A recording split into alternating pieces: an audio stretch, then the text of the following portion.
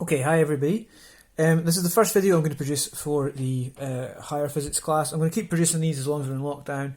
The idea being that although it's obviously much easier to teach in person, if you've got these videos you can go back and you can look at them again and hopefully maybe take a few repeats, but you'll get there the same way. So please don't be worried if you don't get everything the first time when watching this, because I don't expect you to. It's not the easiest way to learn. So be patient with yourself, but watch it back again, try some problems at the end, and repeating that process, and it will come, I promise you.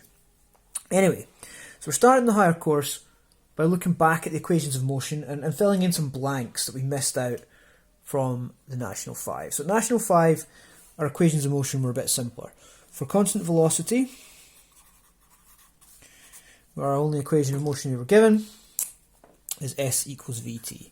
Displacement is velocity times time, or distance is speed times time. Okay. And we had an equation of motion as well for constant acceleration. And the equation we gave you was A equals V minus U all over T. So acceleration, it's kind of definition of acceleration. Acceleration is change in velocity per unit time. Okay, so all that seems fairly reasonable, but this isn't complete. It's missing. What it doesn't have is the displacement. Okay, so whereas in our constant velocity equation we can find how far you've travelled, we don't have that in this equation here. So we're missing displacement, and that's obviously a gap. Okay. Now we didn't fill that gap at National 5 because we didn't want to overwhelm you. Instead we said, well look, if you want to know the displacement, draw a velocity time graph. Because we kept saying the area underneath the graph has a meaning in physics. So if you want to know the displacement, you draw your velocity time graph and then find the area underneath. And it works. Mathematically, that is the definition of displacement, which we'll get to a little bit later. If you do maths, you look at calculus, you'll see why this is true. But just because it's true doesn't mean it's useful. It's a bit clunky. It's a slow way to do it. What would be nice if we had equations to give us the displacement. So that's what we're going to add in now. There's more than one, and this is why we didn't do it at National 5. Got a choice to make. If anyone's particularly bothered by these equations, I can prove them to you another time. Well, that's actually part of the advanced higher course. But there are 4 varieties of equations. Okay. We can take A equals V minus U over T and rearrange it, and we get V equals U plus AT. That's just the same equation with algebra, so that hasn't changed. Next equation, to find displacement, we get S is UT plus a half AT squared, which I guess you can see initial speed, initial velocity times time, that's the distance you would travel if you didn't accelerate, and you add on this term to show how much extra you travel because you're accelerating. Okay. V squared equals U squared plus 2AS is the third.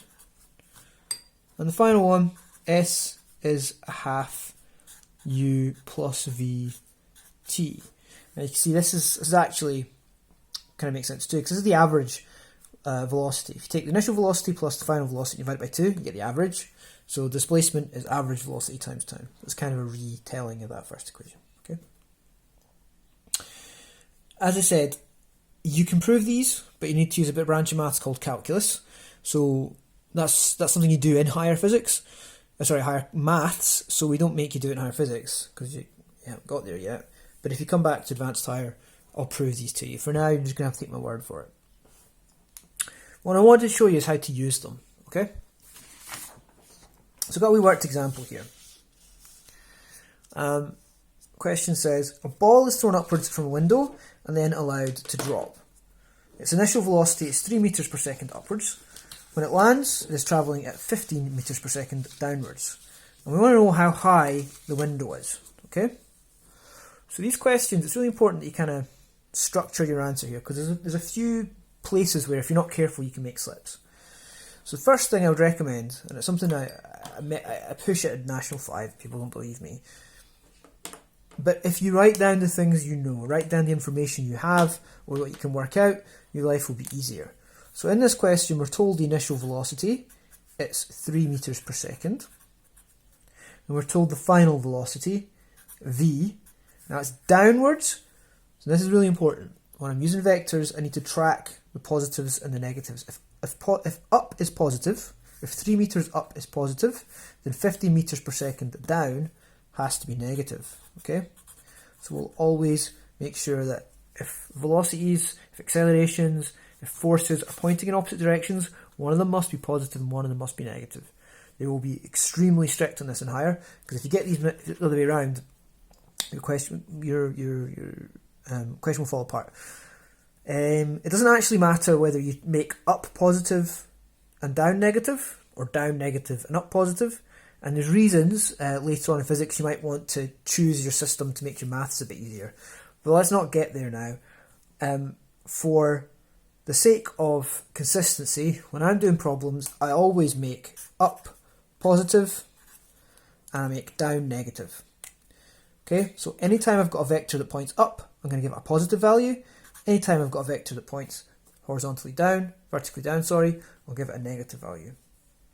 By the same token, if my question wasn't about up and down, if it was about left and right, in order to keep myself sane, keep it that simple, I'll always make moving left to right positive, and then moving to the right positive, moving to the left negative, and that just keeps me straight. I know I'm consistent. Anyway, okay, we'll talk about that once you've tried some more questions.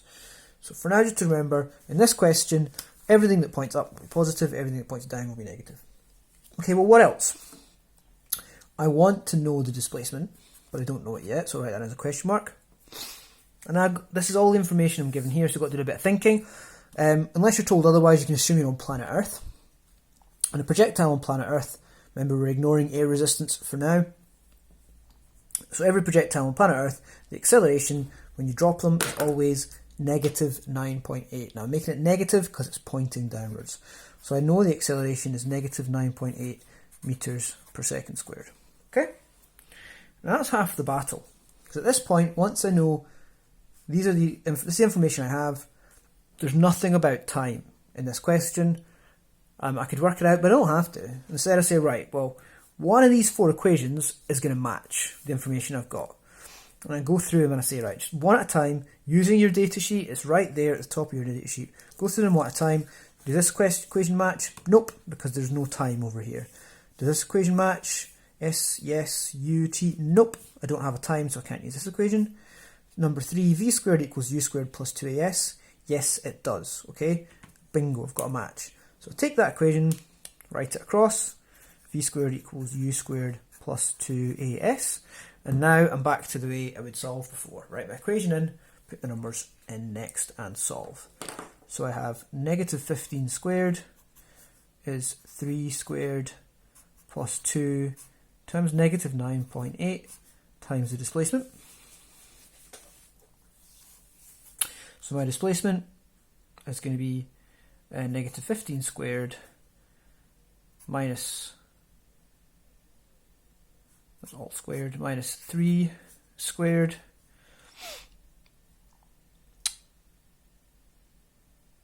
divided by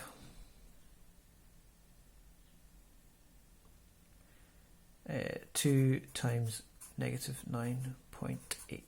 Okay? Which is now time for the calculator.